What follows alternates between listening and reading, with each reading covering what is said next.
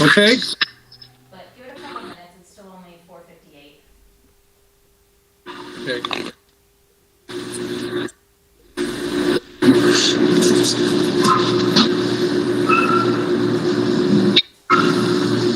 All right, the Newport people are coming.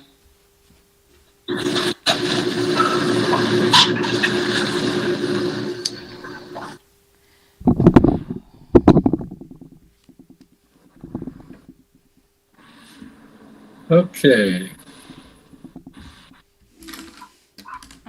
Jim, we're gonna have a few people joining us today. We're gonna have Nucor with us, and then Devin from my team is supposed to come on to talk about the marketing thing. So if we could take care of Okay. those two things first, I would appreciate it. Take who first? Nucor first, and then the marketing proposal. Whose dog is in Sorry, there? I'm having trouble hearing you over that dog. So I was saying Nucor and the marketing proposal. It would be good if we Okay. could handle those first. We'll Who's do joined us those by first. phone? Okay. Okay. The meeting Well, of Roger, the you're Auburn checking in. Development Authority will come to order. If you do a roll call, please. That's my job now. Mr. Dacey, Here. Mr. Lavarnway is excused. Mr. Gasper, Here.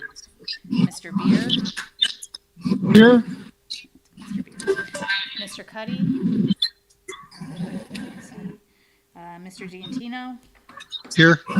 Ms. Weber McLeod is excused. Mr. Andre,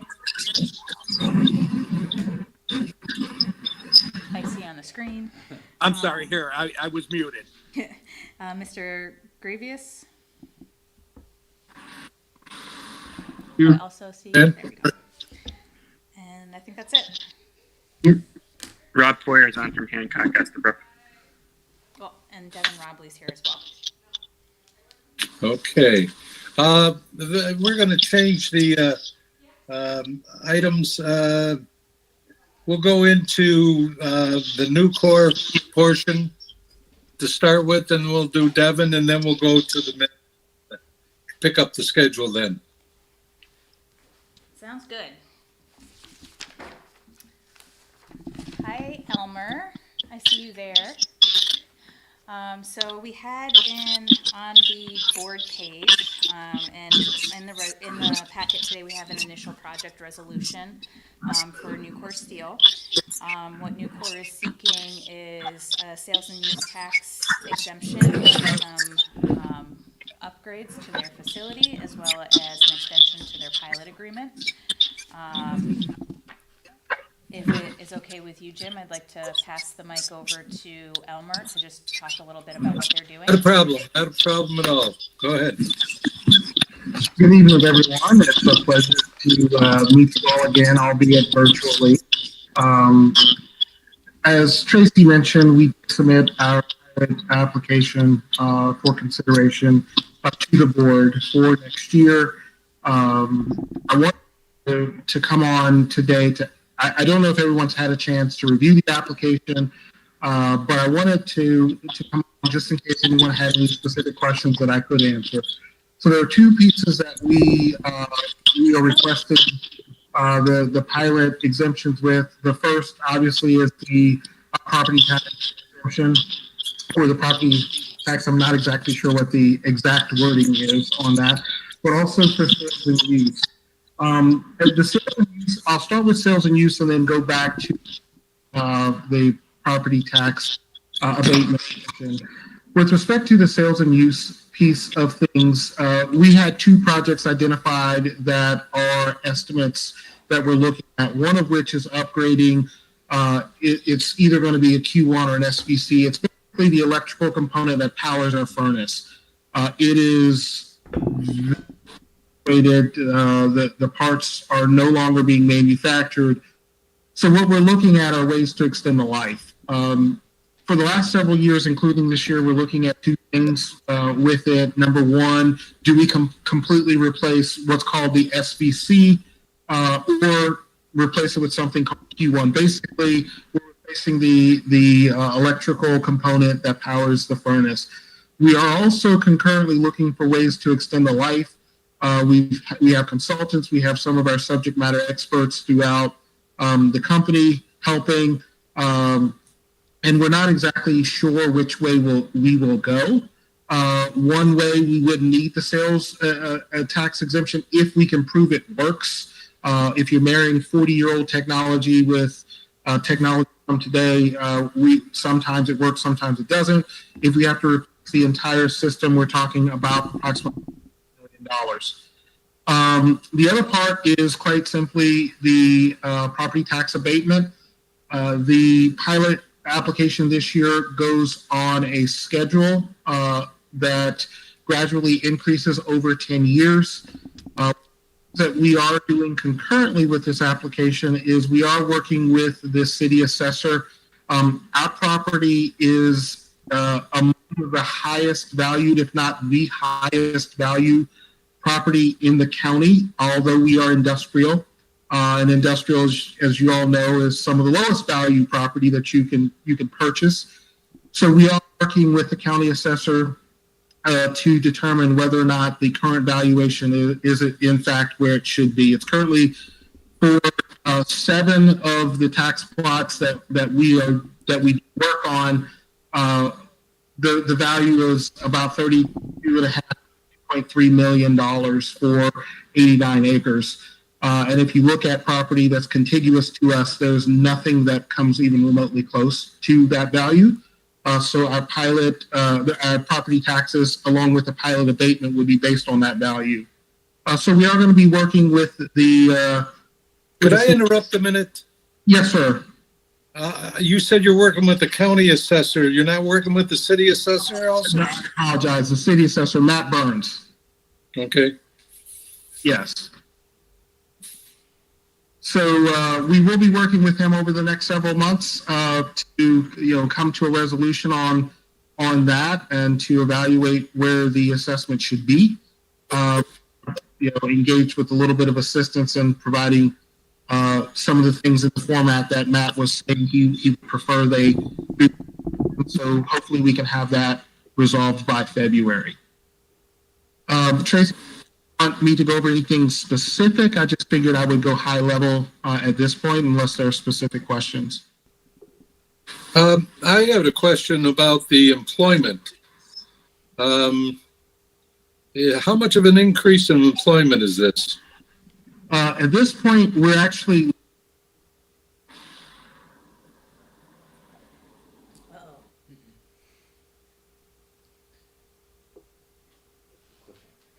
We had a freeze. Hello?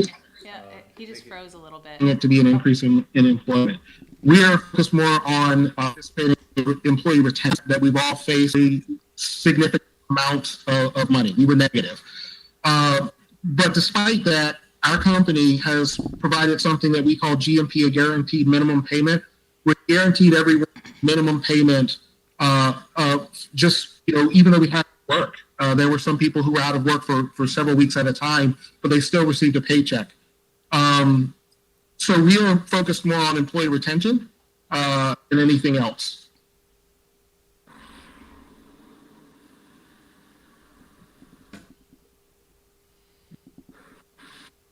How many employees do you currently have?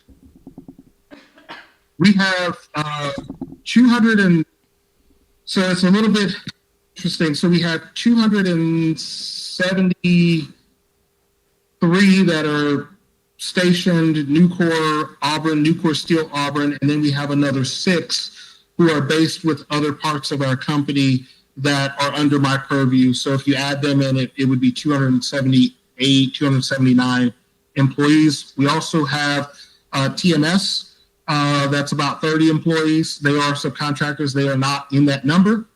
And then additionally, the bar transportation drivers and the scrap transportation drivers that we have come in and out every day. Yeah, I don't have it right in front of me. If I'm not mistaken, the application said 367 employees. No, it should be 260 something, 270. I Yeah. have the application here. I will bring it up here.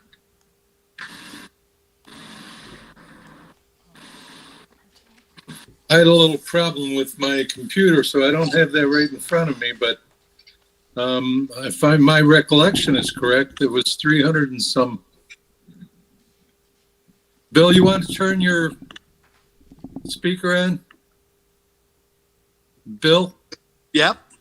Oh, I thought you were talking to us. No, I was talking to somebody walking by. Oh, okay. Never On mind. page 7, it's 267, not 367. 267 is what's shows in the documents, Jim. Pardon me?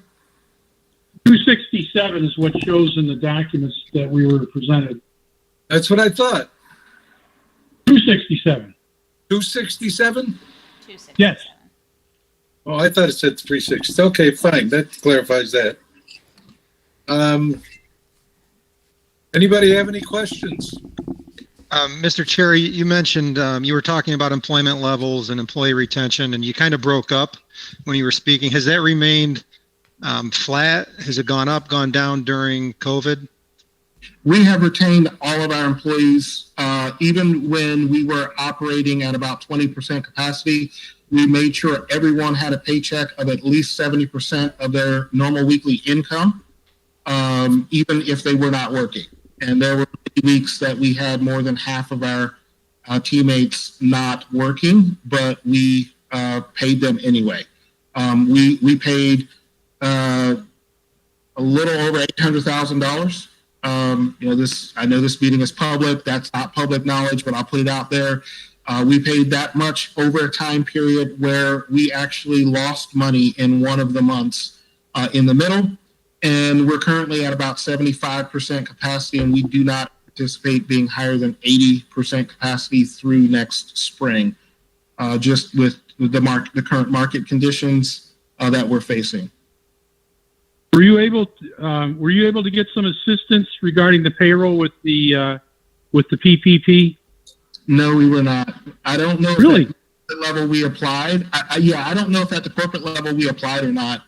But from a local level, we did not receive any of that assistance. Now, the corporate office may have been some other divisions that did, but Nucor Steel Auburn did not receive any of those benefits. Wow. We did not apply. Mr. Chair, are you in a position to maybe talk a little bit, because this is a public meeting, about Nucor's involvement in the community and their investment in the community and what that looks like, going forward if you are operating at 75% or 80% capacity? Sure, I appreciate the question. One thing that Nucor prides itself is our involvement with community. We historically have always been involved with community. In the local Auburn area, our budget exceeds $150,000 a year, including 2 years ago a $75,000 donation to the Gavra Center. We have 2 of our teammates, including our general manager, on their board. This year's budget is $154,000. We have since increased that with what we call management donations, which are separate and above the budget. So, for example, the hospital reached out to us for Nurses Week. They wanted to do something for nurses. We gave $1,000. That was above what our planned budget was. The Gavra Center wanted to help with daycare right at the start. Even with us going through what we went through, we gave them $5,000. So I don't know how much we've already given this year, but it's the donation committee. To give you a couple of examples, last month, the chair of our donation committee reached out to me and said, I know things are tight. I know, business isn't where it needs to be. Are we still donating? Because normally we would give our large donation to the food bank. I said, absolutely. So last month we gave $12,000 to the local food bank. Right now, to this morning, I approved $8,000 in expenses for lots of backpacks and supplies that we do every year, a backpack stuffing drive with Friends Helping Friends on August the 29th.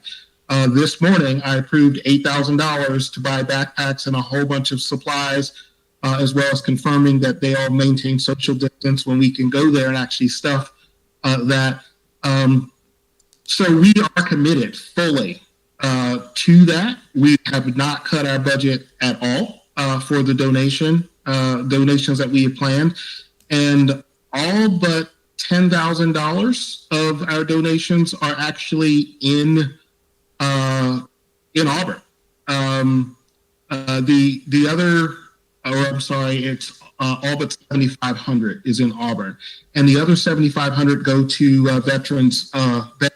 We have a veterans home in upstate New York there, and then there was another veterans fundraiser that we participate in every year with our sister division in Connecticut. So we are committed to Auburn. We are committed to Cayuga County. And despite what we are doing, we still plan to spend every bit of that money. There were several organizations that reached out and said, well, we're not doing things on site because of COVID. We're going to do virtual events. Are you okay? And we have never pulled back any of that money. We've continued to go with what we've committed to do. Okay. Thank you for the explanation and for the commitment to the community. Thank you. Anybody else? So just, Jim, if you don't mind, I'd just like to clarify what the proposed pilot does and just expand upon what Mr. Cherry had mentioned. For background information, the pilot that Nucor is currently on, it was on the tail end of an Excelsior? No, Empire Zone benefit, and so this pilot was actually set up as a set payment. So they've been paying the same amount in property taxes for a number of years through the pilot agreement.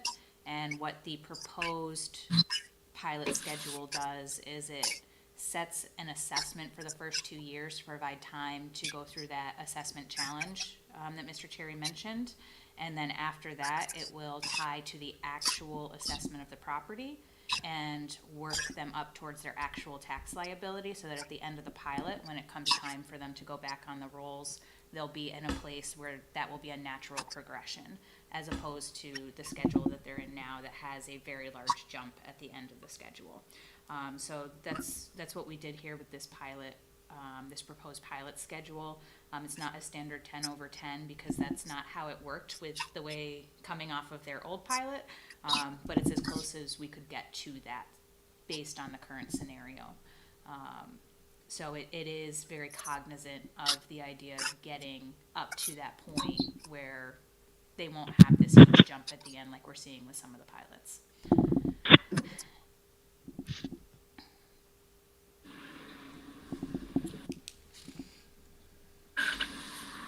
I think, the question has to be asked, 47 years later, why you feel that you should continue to get a pilot. Good question. I say two main reasons off the top of my head. Number one, because of our commitment to this community as long as we have been, and our planned commitment for a very long time into the future. Number two, just being very candid, the challenges that we are facing from the state as one of the larger employers and the largest energy consumer in the state. A lot of things are geared to very significant impact for us. So to give you one example, one of the big things is the Climate Leadership and Climate Protection Act, CLCPA. We are considered one of New York's environmental leaders with everything that we do, with reclamation, with going through cleansing, with recapturing water that we use and recycling it. One of the biggest things that we do when we produce steel, there's a giant building. It's actually called a bag house because there's a lot of bags in it. I'll spare you the reasoning why there, but we capture the dust off of every heat that we complete. As written, will have a significant impact to us, the tune of nearly 7 figures. And that doesn't count some of the other charges that are going through right now with rate settlement agreements, with some of the things that's happening with energy policy. And again, we are all for clean energy. We are all for being good environmental stewards. That is one of our tenets as a corporation. However, next year alone, it will have a seven-figure impact if the law is implemented as written, just on energy alone. And it will continue to have that in order to meet the pledge of becoming 100% carbon neutral or carbon free by 2040 and 70% carbon free by 2030. We are the largest energy user in the state. That will have a material impact on us. In addition to that, there is, to be quite candid, a lot of business uncertainty. A lot of provisions that have been passed in the last year and a half for the state, and a lot of things that are being discussed right now. That creates a lot of uncertainty for our business. And creating a lot of uncertainty puts us at an advantage when we go to our corporate for capital to improve our property. As you know, a few years ago, we had a $30 million investment in our rolling mill, which did increase capacity somewhat to make us competitive. To also give you, somewhat of a guidelines for that, our number one competitor is in another state, but service the region that we're in. The increases in costs that we know are coming, that have been passed on the books today, will put us at a significant disadvantage and create additional uncertainty when we go to our corporate office to ask for funds to enhance our facility. There are multiple dozen divisions of different subsidiaries and all, and we're competing for the same dollars. So when you ask, why 47 years later, the economic environment is very, very, very uncertain for us at this point in time. Okey-doke. Anybody else have any questions? So for clarity on what this particular resolution does, it's just an initial project resolution. There's no benefits being approved at this point. This would accept the application, allow us to schedule a public hearing on the project, and it would allow us to continue conversations should there need to be any other adjustments made prior to the public hearing. Once the public hearing was done, then we would bring an authorizing resolution forward for consideration. So just to be clear, this is not authorizing any benefits.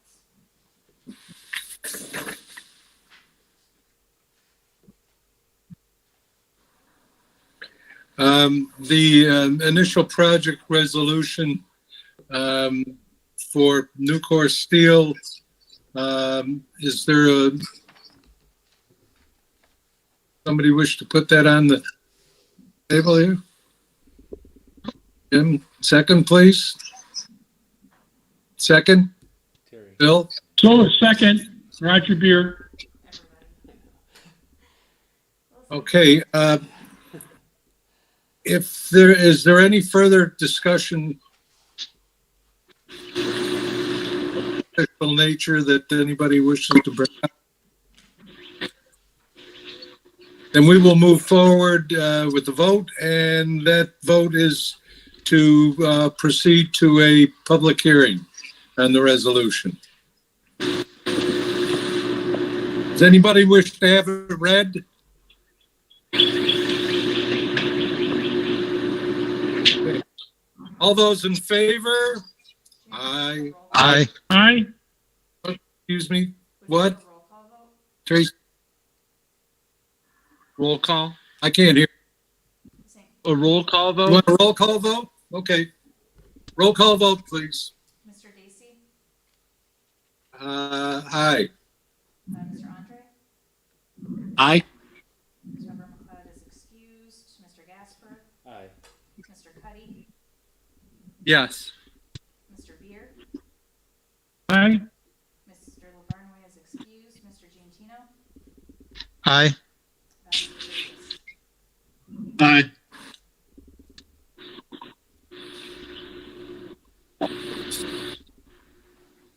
Okay, that will be sometime in the first part of August, I would assume. Yeah, we'll look to schedule something for probably the beginning of, what month is it? The beginning of August. Or Can we combine that with the August meeting? we could do that if that's your preference. We could have it directly prior to that. I think, with the situation as it is, it'd be easier to, trying to get everybody together to combine them. Sure. Does anybody have a problem with that? We'll do the public hearing and then we'll go into our meeting. Okay. Thank you, Mr. Cherry. Thank you all for the consideration and for the favorable vote to move to the next step. And hopefully when everything passes and we're allowed to have personal contact again, I'd still love to have all of you to come on site for a tour and to potentially host a meeting. So thank you all again, and I look forward to speaking with you all next month. If you have any other questions in the meantime, feel free to reach out. Thank you very much. Thank you. Thank you. Thank you. What are you saying, Tracy? Nothing? Tracy, did you have something? No? Okay. Thank you, Mr. Cherry. Thank you. Now I'd like to call on Devin. Hi, Terry. Hello, everyone. I'm going to be very brief. I think you've all received a document that I prepared explaining place brand and the project. Can everybody hear me? Just to clarify. Yes. Okay. So just very quickly, Tracy and I have been talking about this initiative actually originally for the whole of Cayuga County, but narrowing it down to just the city of Auburn, trying out a place brand. And has everyone had a chance to review that document? Does everyone know what I'm talking about when I say place brand? Yeah. Okay. So the idea here, it's an attraction initiative for the city of Auburn. And the goal is to increase consideration, awareness, and perception for the city. And it's right in the document as a place to live and or locate or expand your business, and to steer Auburn in a direction that benefits all stakeholders, including government, businesses, and civil society.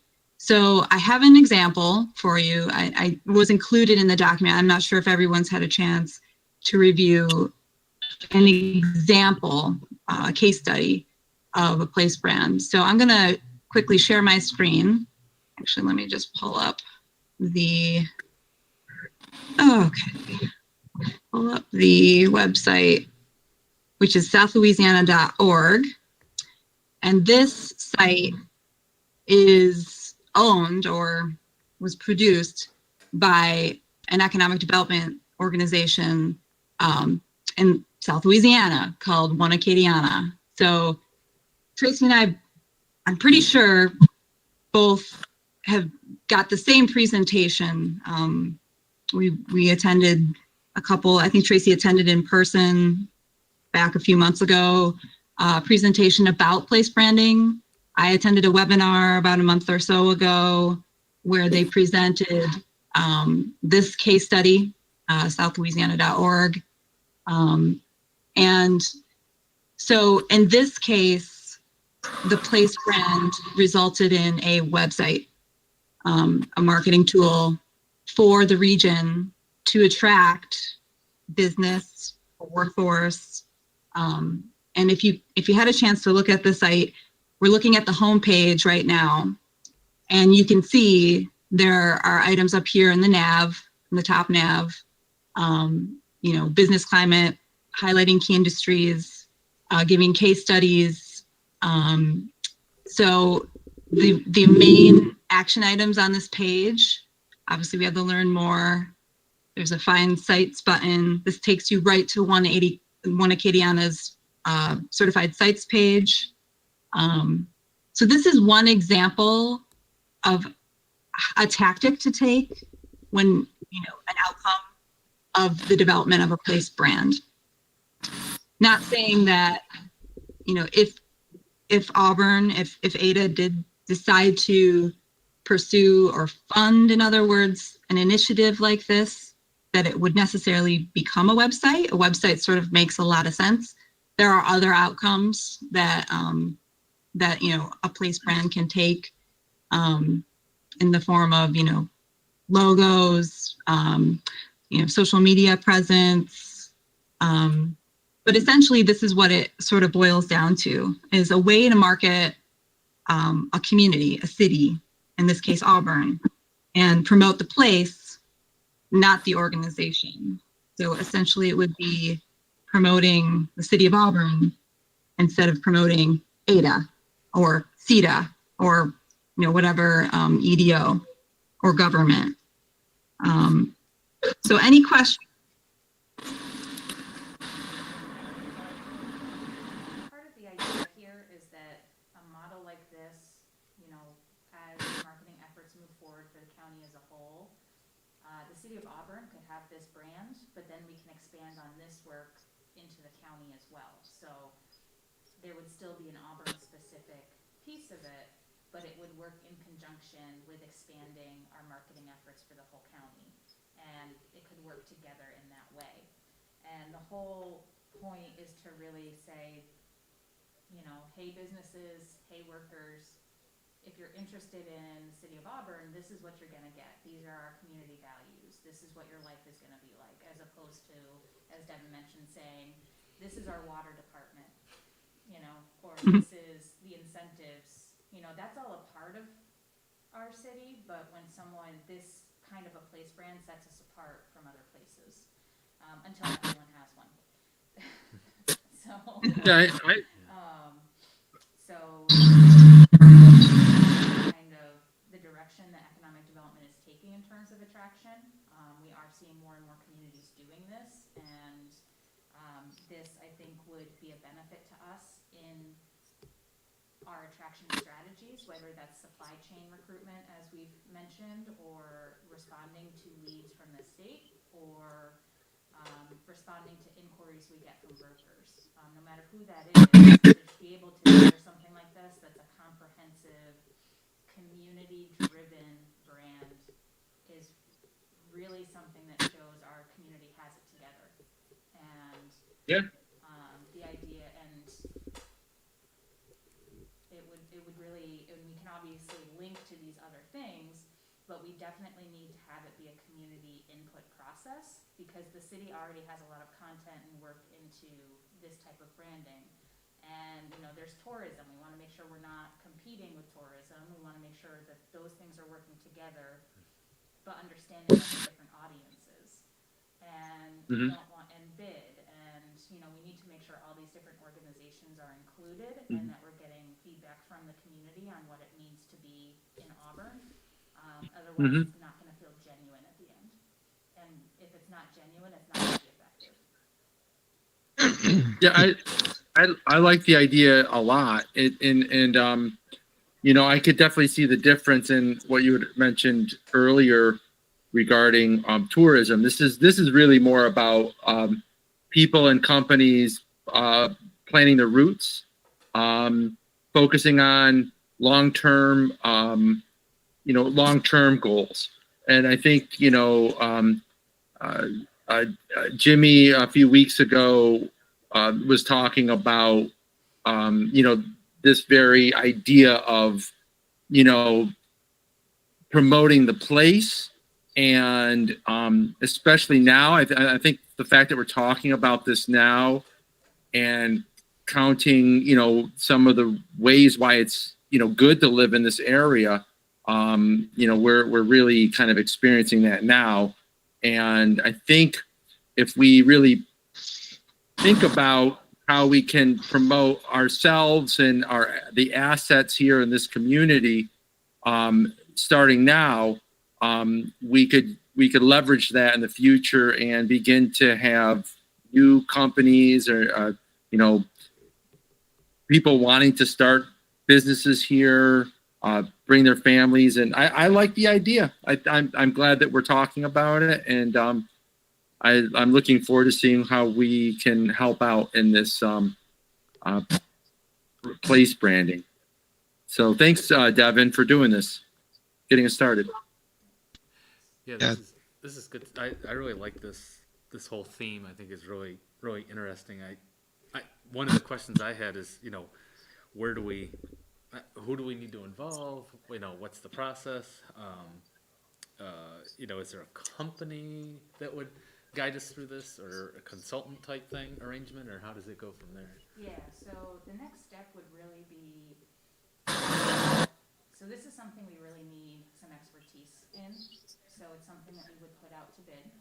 So the next step really would be, if this is something we want to explore, put together an RFP, get it out to some local marketing companies, put it out to some specialized marketing companies, and see what comes back.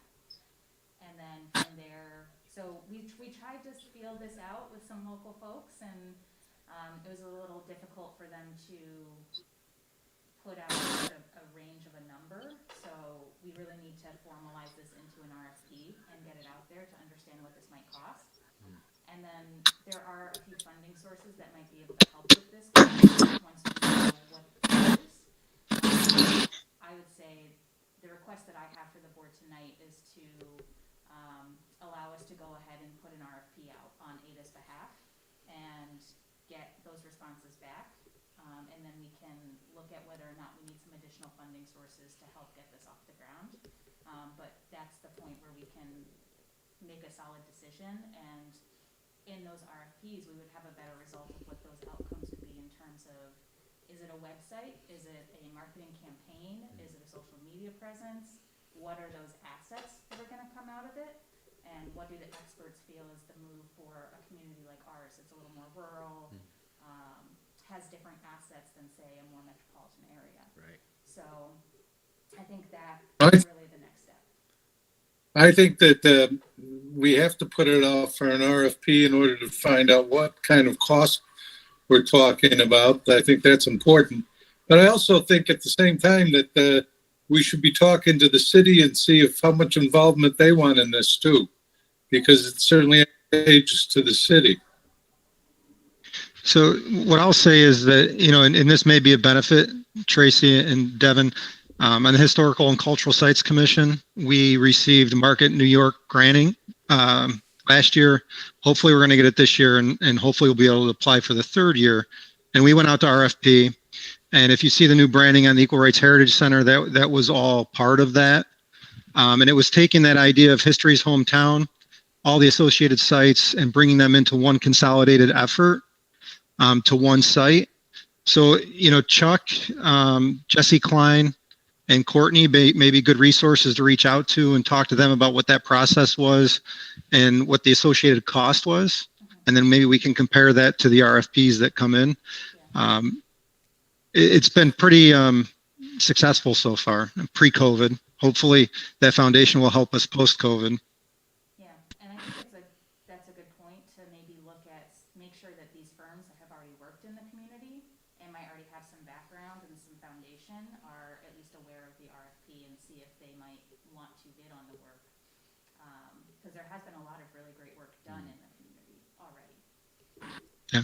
And, again, I'm going to reiterate that I don't think that this could come at a better time for us. And again, not to take advantage of a terrible situation, but I was taken aback by a social media post from Mike DeRosa, who's a real estate agent.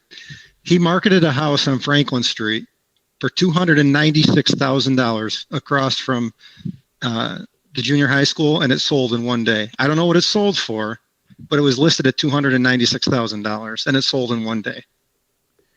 So I do think we have a lot to offer, and I think now is the time to make that offering, known as far and as wide as possible.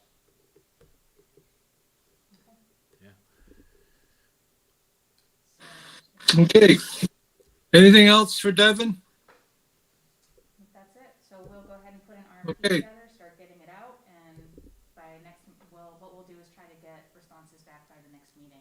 We'll see if we can. Would you like a motion to go out for an RFP? That would be lovely, actually. Pardon me? That would be lovely, yes. Lovely. Can I have a motion, please? Let's go out for an RFP. Brendan? Brandon, and second, please. Second, Roger Beer. Roger. All those in favor? Aye. Aye. Opposed? You're opposed, Jimmy? No. Oh, it's just late. Okay. Abstentions carried. Thank you very much. Thank you, Devin. Thank you, Devin. Okay, thank you. Have a nice night. Okay, moving on. The minutes of the last meeting. Is there a motion on the floor to accept the minutes? Aaron, second. Brandon, is there any discussion or changes to the minutes that anybody wishes to make? Jim, this is Rob. I would just like to note I attempted to make an appearance last month. I don't know if anybody actually heard me. I called in, but I see I'm not noted. Did anyone hear me? So that was the June 17th meeting? Correct. Okay, I'll put you on there. Could we put it in, please? Yep.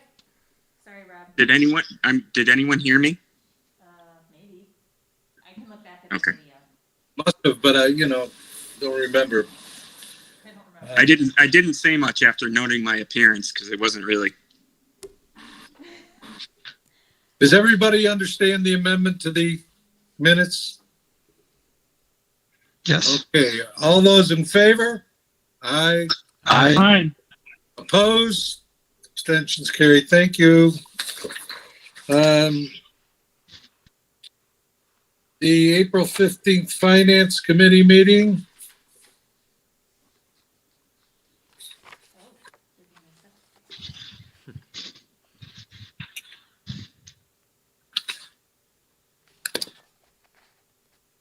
That April was, 15th?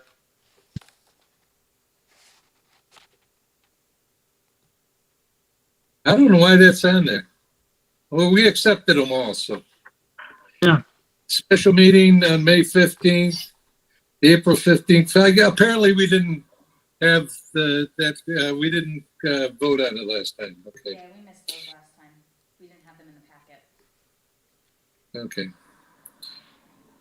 All right, so we will just do this legally and add the meeting, May 15th, special meeting, and the April 15th Finance Committee meeting. Can I have a motion to put that on the floor, please? I make the So motion. moved. Second? Second. Okay, any discussion? All those in favor? Aye. Aye. Abstentions carried, okay. The CETA Q2 administrative invoice and the NICEAG vegetation maintenance notice are the bills. Oh, that's what's happening. Sorry, my mic is running out of battery. That's what's happening right now. So the second quarter administrative bill from CETA is in here. It does include some expenses for that we had paid upfront for the EDC conference that is currently now slated for August for Ron and Jim. We did have to pay a deposit on the hotel rooms, and this was back before when it was scheduled for May. And so it's a room deposit and registration fee. If that conference is canceled, I assume there will be some sort of reimbursement for that. But these were paid up front. And other than that, it's just kind of typical postage and website domains. And then, The next time you're talking to them, Tracy, could you ask them if we could get our registration back? yeah, I'll ask. If our people aren't comfortable in going to it, Yeah, I'll ask. if you would, please. Okay. And then, so that's the only bill, and then the other communication I just wanted to make you aware of, it's in the packet, is we did receive a postcard from NYSEG about some vegetation management that they're going to be doing over at the industrial park. It is the line that comes, along, it's like across from Mac Studios' original location, it crosses Allen Street, and then goes through the parcel that Mac Studios and the vacant piece. It kind of splits Mac Studios from the vacant piece. So it is a line that runs right through some of our parcels.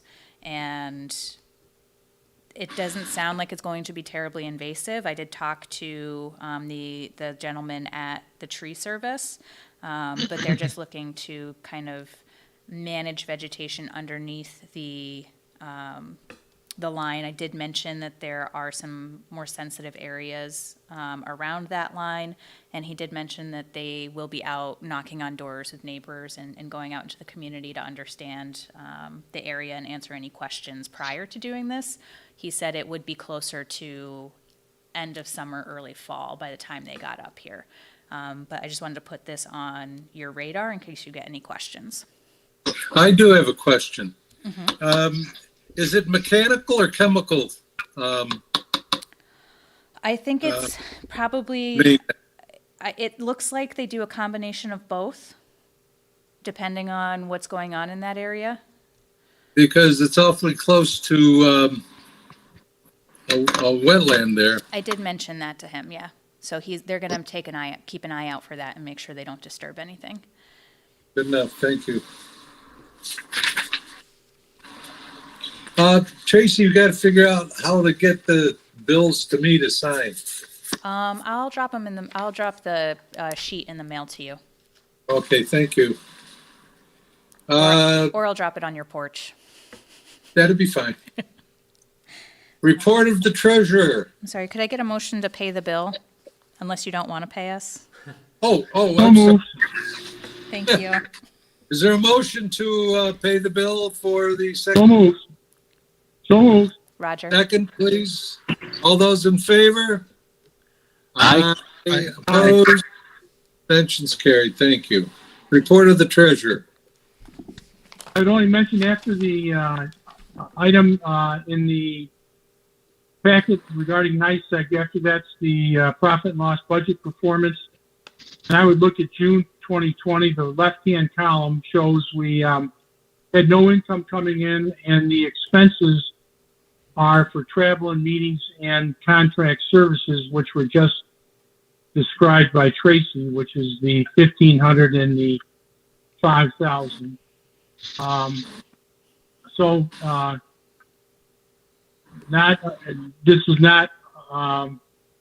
This is typically what we've expected. No, nothing unusual. So that's the summary of June. Typical quarterly expenses and travel and expenses for the conference in the amount shown on the schedule. Okay. Now that I'm looking at this, I'm noticing we have a nice balance in our checking account. Is there any interest in maybe moving some of that money into the savings account until we decide what we want to do with it, just to earn some interest on it? Sure. I'm thinking maybe Sure. May I have a motion on that, please? So moved. Second, please. Okay, any discussion about moving, we'll leave the amount up to Tracy. Yeah, I was thinking like move 90, so we get the checking down to 100. That gives us wiggle room, but bumps up that savings Okay. account. Everybody in me. agreement, 90? Yep. Okay, all those in favor? Aye. Aye. Opposed, abstentions carried. Thank you. Thank you.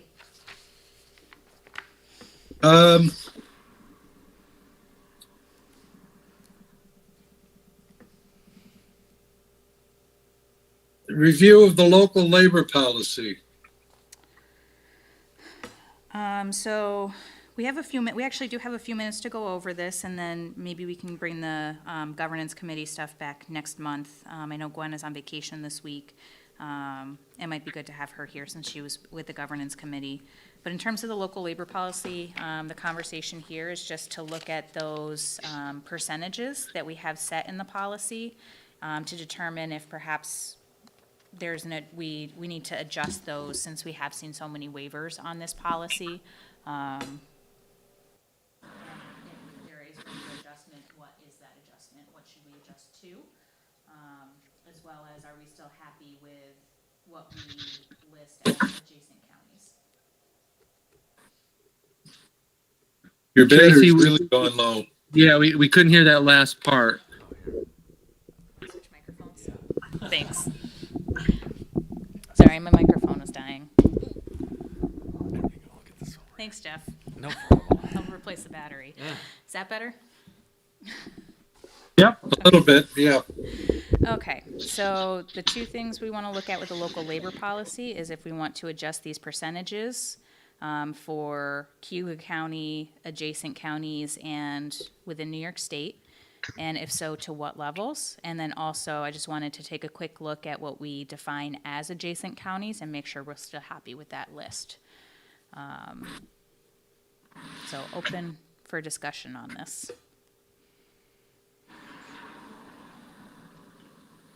Well,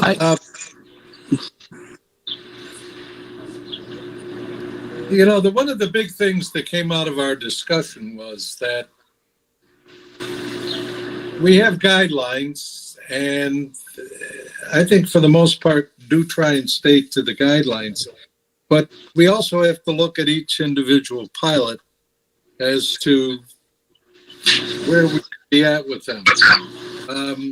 One of the things in labor policy, since Bill's been on board, before that, it wasn't as tight as it is now.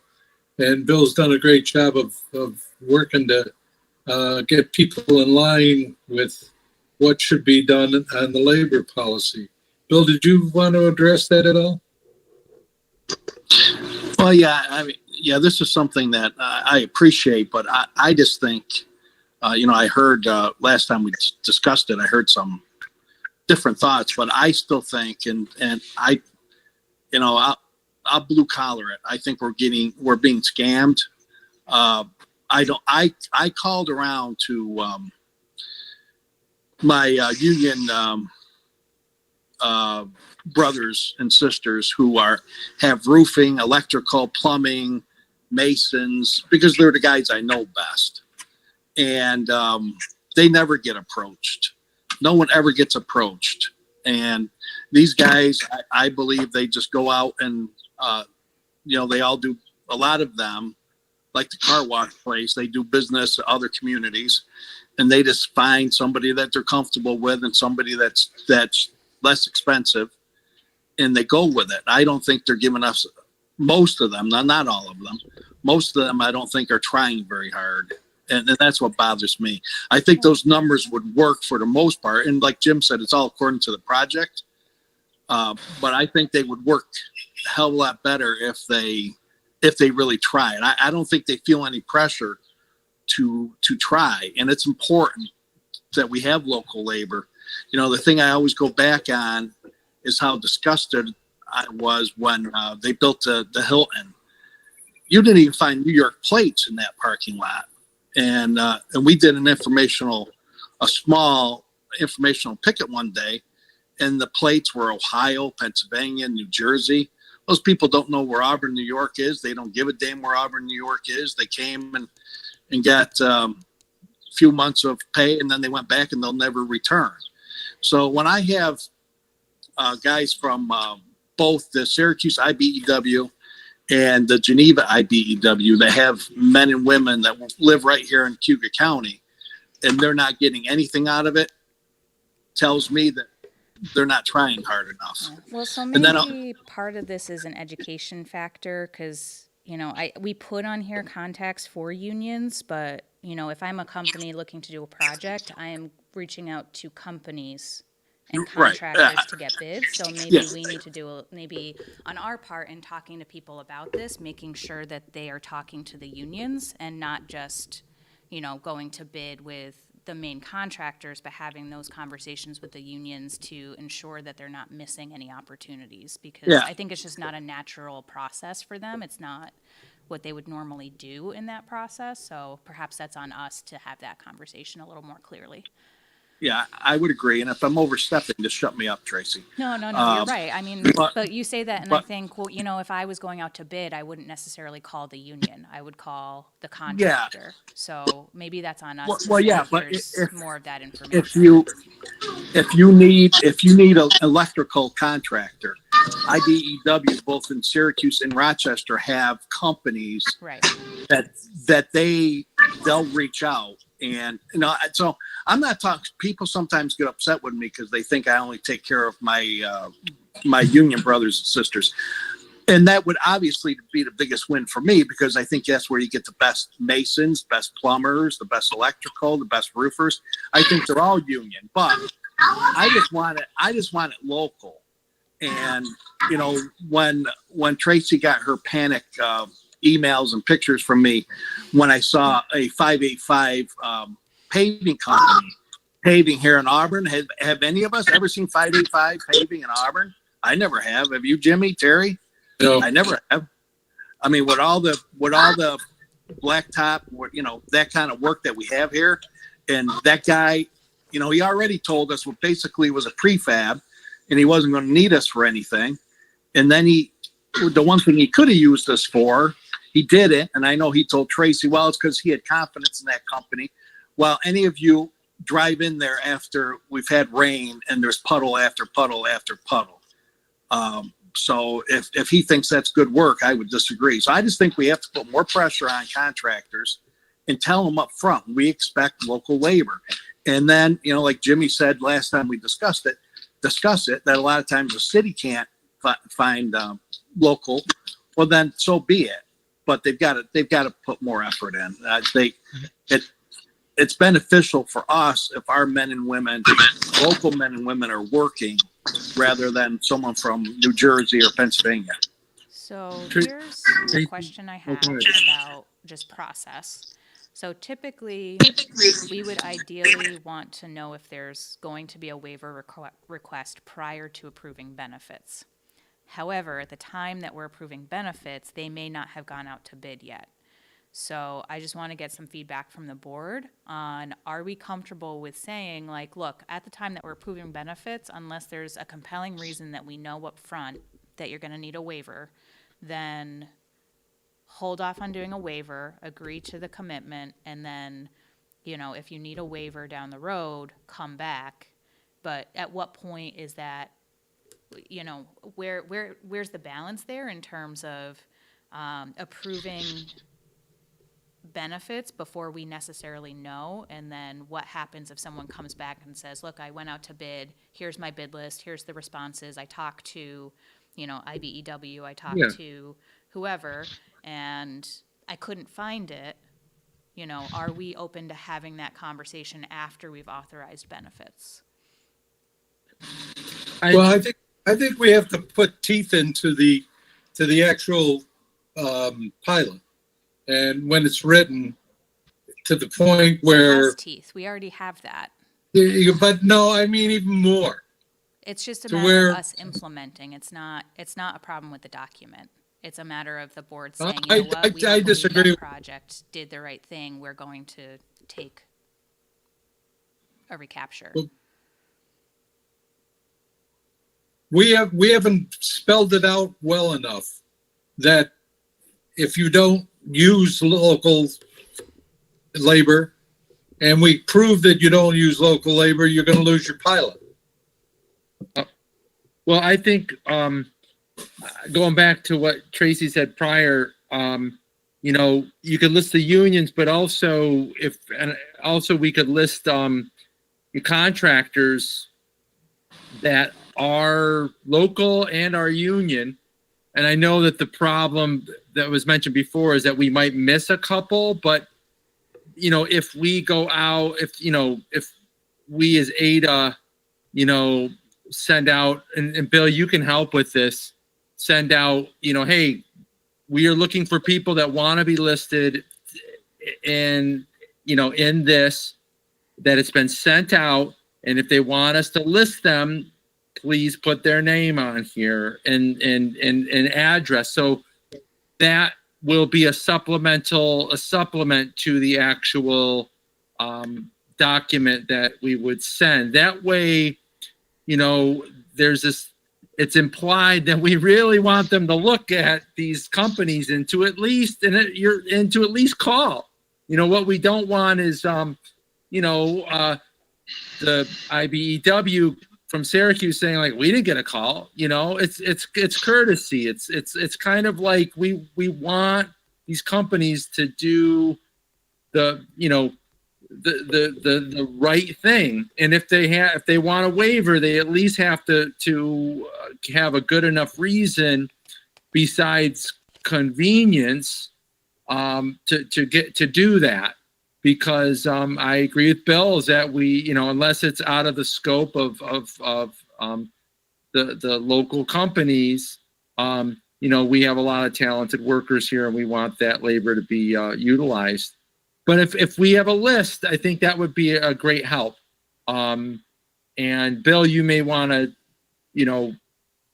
help with what that list looks like. But at the same time, we want to make sure that we're not excluding anybody and making sure that people don't feel like they've been left out of the equation. So this may take a little bit more time for us to agree on the labor policy agreement, but I think having a supplemental list will make it, and Jim, that'll help your idea of teeth, because we can point to this document.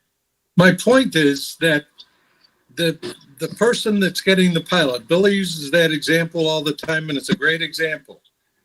If he had been made to tell us who he was going to have the asphalt put in by before they got on site and had the job half done, then we can do something about it. But once they're on site and the job's half done, there's not a hell of a lot we can do about it. So if we know ahead of time that 585 is the guy that they want to bring in, we say, no, not until you prove that you've gone to these other people. So now what's the practicality of them, as part of formalizing it to provide written representations as to who they actually contacted, whenever somebody's put in a position where they have to document what their level of effort was in such a way that we can question it. I always find that to be a sort of an effective implementation process. Again, I don't want to make it more bureaucratic than necessary, but that again is along the same lines of what we're talking about. Give us representations in advance of exactly what you plan to do, and if you don't comply, then there's going to be consequences. I think we have to do something like that because through the year, one of the biggest complaints about pilots is from the community is you're not using local labor. If I can jump in here for a second, guys, that's essentially what the agreements do say. The issue really is that, waivers get granted, and that's sort of the end of it. The applicants sort of plead a poverty of choices. They say they don't get the bids, and there's no way to follow it up.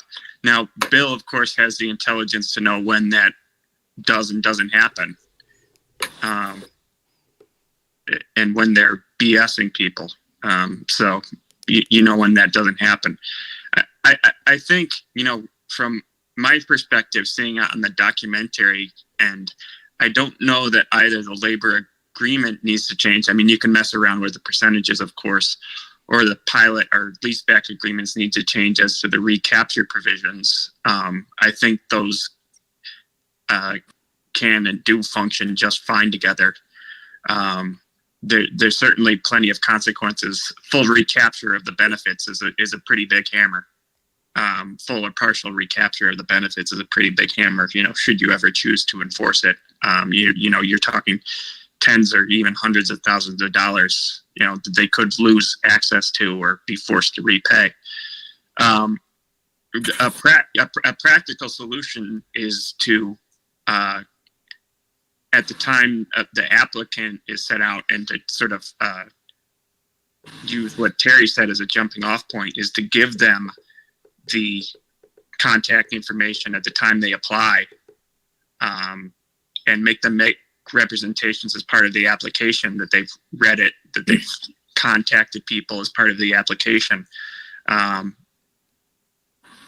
then to follow up with them on that, I think at that point, so that before and attempt to get them before everything goes out to bid, so that you're doing it at that point, so they can't say, oh, we already bid it, and no one from Auburn wanted to bid it. Well, but the problem is, what I'm saying from a timing perspective is that oftentimes the project has not gone out to bid yet when we are approving benefits. Because a lot of times that sales tax exemption goes with the bids. So we don't necessarily know what comes back until after we've already authorized. So what flexibility is there on the board's opinion about coming back and saying, if they can come back and document their bid process and,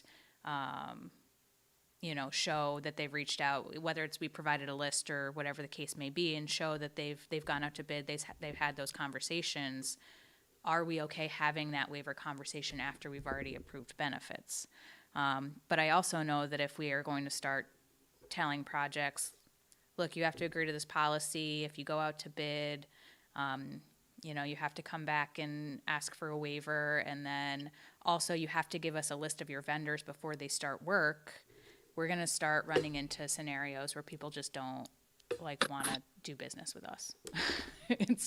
It becomes a process that is, and that not everything is moving on the same timeline. So they might start with their paving and then go to their masonry and then go to, I don't actually know what a construction process looks like, but so it starts to become very confusing from not only their perspective, from our perspective, and actually monitoring and administering that. So to what extent do we have some leeway in saying, you know what, we didn't realize XYZ was happening, and administratively on our side, we missed something. Because if we start getting to that level, that's going to happen. But the idea of, we are going to have projects that are not out to bid yet when we're looking at them. So I just want to get a sense of what that process looks like for the board, should someone have to come back after going through a bid process. But don't you think it would be valuable for us as an organization to provide a supplemental Yeah, local... we can provide that. I'm saying, okay, Yeah. we provide them a list, but we authorize benefits before they go out to bid. We give them a list, but they go out to bid, they contact all those companies, they contact the unions, and they don't find the labor. Maybe they do, maybe they don't. Yeah. We've already authorized benefits. Are we willing to look at a waiver after the fact? Well, I think the idea is that, the business, as long as they're doing their due diligence as far as, making the phone calls and trying, I think that they're acting in good faith. If they're acting in good faith, and somebody from Rochester does get the bid, and the Syracuse group says, hey, they called us, but apparently our bid was too high. I'm fine with that. That's part of that. It's part of business, but we want to be able to impart on companies, big or small, that we want them to see that we do value our local workforce, and we want to, and again, if it's a supplement that's doing that and allowing that to be used as a way to get 3 bids or 2 bids, and that to work off of each other, then that's I think that helps the current document that we have already. We just need to have that list with it. I don't think anybody agree. wants to deny I them should a say- waiver. I don't think anybody wants to deny them a waiver. The point is that they have to show that they've made the effort to do it. Yes. Right, and I We've- understand we've that that's just- just like, doesn't work Yeah. with the language in the document. That's where the language in the document Well, goes. you're not gonna, I agree with Bill. I mean, the idea of them acting in good faith, they're only gonna do what they're required to do. And they're gonna use I mean, that's just typically, they want to use who they want to use, and they're gonna do what's convenient for them until their feet are held to the fire. So I think the idea of expecting good faith is I think, a large expectation. So I might just want to add to this some language around because this specifically states you have to issue a waiver before any exemptions are approved. So maybe that's where we need to work on the language in this policy to say, Okay. if you agree to this policy and in good faith, look for local labor and can document that and verify that work in good faith, then a waiver will be considered after the fact. I would agree with that. That's good. I don't We'll think work on it's some sort of a directory. I don't think it's a deterrent, though. I mean, given the fact that, we are offering the kinds of incentives that, these companies are looking for. I think that I think it's fair. Yeah, it's when we start getting to the level of saying you need to tell us who your vendors are before they start doing the work so we can tell you if you can use them or not. Like that stuff is going to be what's going to I don't want to do that. No, that sounds overreaching. I don't want to do that. But I think don't wanna do that either. providing the list and allowing them to use the list as a document for their own purposes of business, I think is fine. I think that, that is less overreaching than. Well, and I'll work with Rob on some of the language around good faith efforts and just so that that's clear here and we can talk to applicants about that and that they know they understand the intent. And then I'll start working on a list and I'll send it out, but maybe we'll just put it on the website or something. And then on that list, say if you'd like to be listed here, contact XYZ. And but I'll share it with the group ahead of time. So if anyone knows of other companies that should be added, we can add them before we post it. And Tracy, I would suggest one more thing, possibly if the board, the decision on whether to grant the waiver could be delegated by board resolution to the chair or to a member. The ADA board is set up uniquely in all of the state. There's a representative labor, representative business, yada, yada, yada. So you could delegate the decision either to the chair or one of the representatives from the various classes to make it more nimble if a waiver request is given. Or requested, I mean.